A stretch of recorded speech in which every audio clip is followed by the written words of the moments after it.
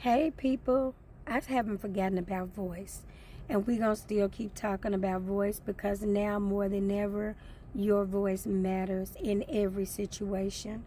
We're living in a time where you won't be able to just straddle the fence or just keep to yourself, because if trouble has not, it is coming and it's going to knock on your door. But one of the reasons when people say, especially as they talk about the potential of pardoning Chauvin, the police officer that left his knee on George Floyd's neck for 9 minutes and 28 seconds, 29 seconds. At first we thought it was 8 minutes, but we found out it was 9 later. One of the things that people used to say all the time before that video was that if black people would just do this, if they would just submit to authority, if you don't put yourself in that position. One of the reasons that, number one, that doesn't work, period. Because since then, you guys have seen the videos everywhere where police brutality is big and it goes against just the color of black people. You've seen it with white people, older people. Sometimes they just don't use wisdom. And if you're that afraid that you cannot think fast in that situation, maybe this isn't for you. And I get it. And then for black people, police began because they were trying to keep and return slaves. So this whole system was created primarily against us.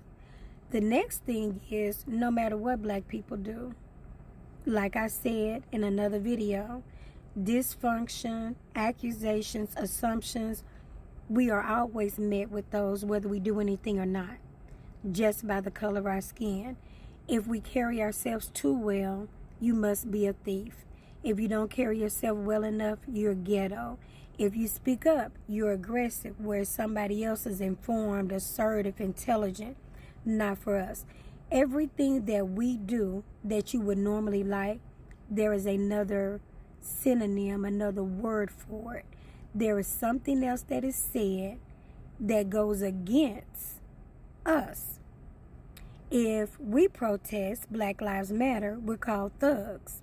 The people who riot the Capitol on January 6th, those were thugs.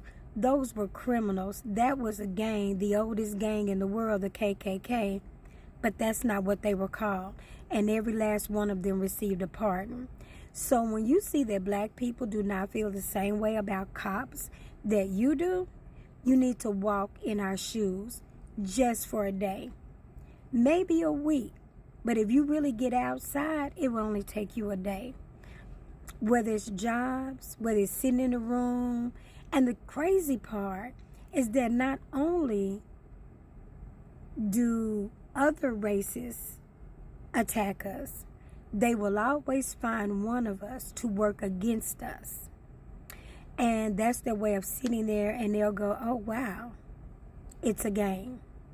So don't expect us to look at your policing the same way, because it's not the same. We go by our experience. You know how the t-shirts say we match energy? Well, sometimes we match energy, but for us, it's always a deadly game.